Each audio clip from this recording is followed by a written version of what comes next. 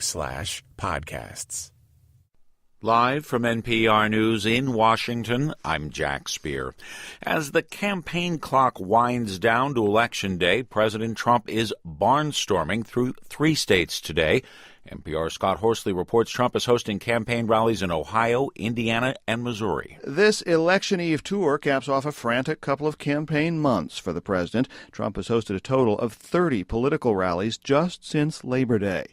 As he was preparing to board Air Force One for a final campaign swing, Trump told reporters he's feeling upbeat about the level of energy he sees on the Republican side. I think we're doing well. I think the Senate, we're doing very well, and I think we're going to do very well in the House. Even as he tries to rally GOP partisans, Trump was warning on Twitter that illegal voting will be strictly prosecuted.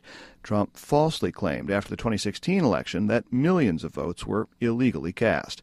Scott Horsley, NPR News, the White House. As for the Democrats, they have also brought out some of the party's heavy hitters. Bearing boxes of donuts, former President Barack Obama and Virginia Senator Tim Kaine made a surprise visit to a Fairfax, Virginia campaign office today. Obama, a bit hoarse from days of campaigning, telling volunteers that issues like health care and opportunities for working families are, quote, on the ballot, along with, as he put it, who we are. In recent days, Obama has been in Florida, Georgia, Indiana, and Illinois, stumping on behalf of Democrats. Sanctions on Iran are back in force today, but the Trump administration is allowing 8 importers of Iranian oil to continue to buy from Tehran, at least for now.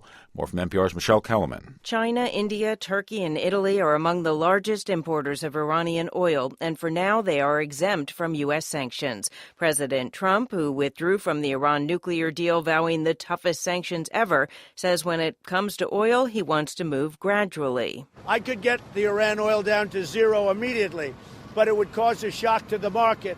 I don't want to lift oil prices. And if you notice, oil prices are going down very substantially, despite the fact that already half of their capacity is gone. Administration officials won't say how much oil will be allowed under these waivers, but say eventually they want to get to zero. Michelle Kellerman, NPR News, Washington. The nation's service sector was still growing in October, though at a slightly slower pace than the previous month. The Institute for Supply Management, a key purchasing managers group, says its service sector index fell by just over a point to 60.3. 17 service sector industries say they saw growth last month, with only the educational service sector showing its contraction. Growth in the service sector is closely watched by economists, since such companies make up a wide swath of the labor market. A mixed close on Wall Street today. The Dow Jones Industrial Average was up 190 points. The Nasdaq closed down 28 points to 73.28. The Standard & Poor's 500 was up 15 points today. You're listening to NPR. The Standing Rock Sioux Tribe is challenging a new government determination that the $3.8 billion Dakota Access Pipeline project poses no significant threats to American Indians and others nearby. After more than a year of study ordered by a federal judge, the Army Corps of Engineers is out with its report that says the chance of an oil spill is low, and that minority and low-income populations are not at risk as a result of the pipeline. The tribe filed suit against Texas-based Energy Transfer Partners, the owners of the Dakota Access Pipeline.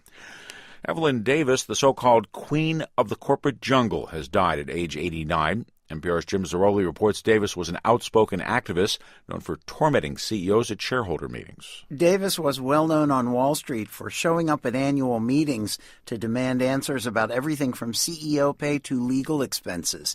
Here she was in an interview on Fox Business Channel. I have stock in 76 corporations, and I have no favorite CEO and no favorite banker. In a CNBC interview, Davis once called for the firing of Lloyd Blankfein of Goldman Sachs. I don't care what it is as long as he gets out. Davis was a Holocaust survivor from Amsterdam who emigrated to the United States. She inherited shares of IBM from her father, which touched off a lifelong interest in stock investing. For many years, she published a newsletter about corporate governance and CEO pay. Jim Zarroli, NPR News, New York. Oil was down 4 cents a barrel today to end the session at $63.10 a barrel in New York. I'm Jack Speer, NPR News in Washington.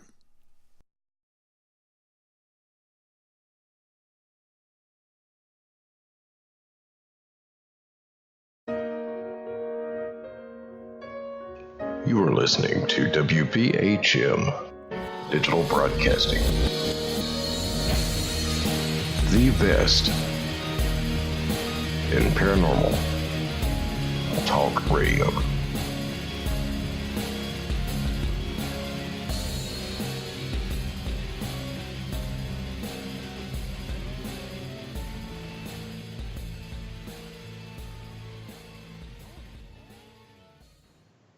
Welcome back to the Paranormal Pride. I'm Denise Pridemore, and I'm talking with Cindy Sauer, and she is the author of the book called The Exorcism of Cindy Sauer. She was also on a haunting of the same name, and she is also a few other things too. You guys may not know this. She's also an artist. You have been selling paintings, haven't you? Yes, I have. I absolutely have. I actually finished painting one right before I got ready to come on the show. Oh, wow. Yes, I did. It's interesting. It's a good one. It's a little bit darker. Some of them tend to be that way. A lot of abstract. I am trying my hand at landscapes. We'll see what happens. I'm no Bob Ross, so, you know. Well, but, no happy little trees, no happy little oh, birds? yes. You know what? I did a happy little tree the other day. I'm very proud of myself. So, yeah, I found it to be a very good outlet, honestly.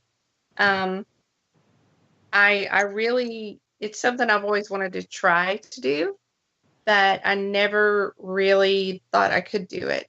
And I think for me, abstract painting is much more expressive. It's much more free flowing. It's, you know, there are less confines to doing that, and it's kind of more me. So I've definitely enjoyed doing that, and I've had some great people who have reached out and wanted to buy paintings. So yeah, I do paint, and they are for sale. If you see me post anything on Facebook or on my public figure page on Instagram, anywhere, and you see a piece of art and you like it, let me know. I do sell them. I'm going to digitize soon, so I will be taking my art and making it digital so that it can be purchased that way as well, and be doing prints so that I can sell more than one of the same painting, and probably sell the canvas, the original canvas as well. So far it's just original canvases. We're going to get to the digitizing soon. So yeah, but it's definitely been a great outlet for me. It's something I enjoy, and you know, you can kind of lose yourself in it. I've always been a pretty creative person, so it didn't come as easy as I thought it would, because it's a little bit intimidating when you're sitting in front of that canvas and you're like, oh, what am I going to do with this one? But after a while, it kind of takes on a life of its own, and as you're painting, it becomes what it wants to be. That's kind of the way I look at it, and they all end up, you know, I mean, not necessarily being like the vision that I had, but they all end up being pretty good. I'm pretty happy with it so far. I experiment every single time I do it. I experiment with different mediums and catalysts and different techniques and things I can do, and I make things up as I go. You'd be surprised at some of the things that artists do to their canvases, and I'm a prime example. There are some interesting things that I've done to get the effect that I wanted. I've actually recently I set a painting on fire. Yes, just to get that feel, get that crinkly. Yes, I did, absolutely, to get an effect in it, and I doused it with rubbing alcohol and lit it up, and you know, not knowing what the end result would be, but it turned out a lot better than I thought it would. It was a painting I absolutely hated. I did it and hated it, and I was like, oh God, this is just beyond repair. And you know, I was on the phone with a very special man in my life, and he was encouraging me and saying, you know, it's good, you got this, you can do this, this is great. I'm like, no, this is terrible, this is horrible. And so he sort of inspired me, and I kept going. I lit it on fire, and then from there I started to paint, and it turned out to be what it was. So I owe that to him as well, because he kind of inspired me with that painting. He inspires me a lot, and that's another thing. important people in your life, people who inspire you, that's a big help. That can help anybody, whether it's, dealing with things like this or whether it's, depression or anxiety, things like that. People are important. That's definitely a key to helping fight things and to staying strong and support. It goes a long way. You'd be surprised what as someone who genuinely cares and loves you, what that will do for you in your life. It makes a huge difference. Coming from a place where that was in short supply for a long time, and having that be a part of your life it's a game changer, and it can definitely turn things around for the better. And I'm just learning that. And they can be muses as well. So it's a good thing. And of course, the pains in the ass too, but it goes both ways. yeah, that's true. That's definitely true. But it works. It does work. And I think sometimes you find people, we all find people who we love and who are, important to us. But, I think that especially with what I've gone through, the things that have happened, it makes people a little bit more hesitant. It makes people, they don't understand it. It's scary. It's definitely something that you have to consider before you decide to have a relationship with someone, any kind of relationship. But to want to become an important person in that individual's life who's had all these struggles, just having scars in a past is one thing, but having this sort of negative attachment or negative affliction is a whole other story. And for this guy to know this and understand this, and not only to not be put off by it and not be afraid, but to say, hey, you know what? Why don't you let me do this with you? Why don't you let me walk through this with you and help you and be there and try to understand it better?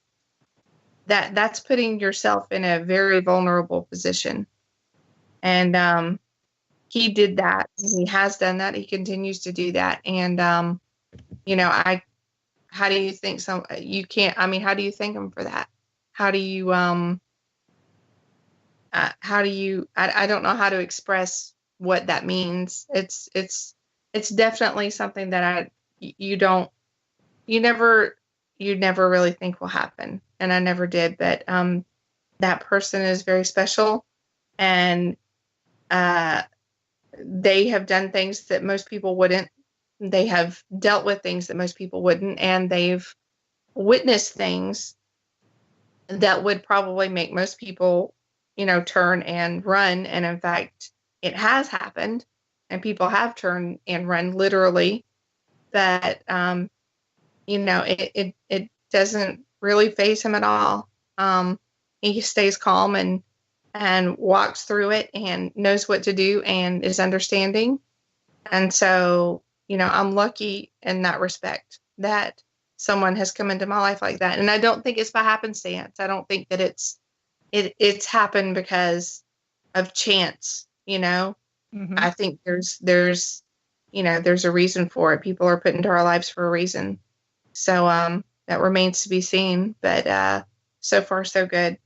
So and it does tell him this. What you can do is you can say, hey, you need to listen to the show I did with Denise and listen from about, the second hour, about 10 minutes into the second hour, and you can hear how much you mean to me. Well, he probably already is. So, Well, that's good. Now it's immortalized forever. But that kind of leads up to the question that Keith Ottersberg has in the chat. Because I think that you've already answered part of this question He says, what do you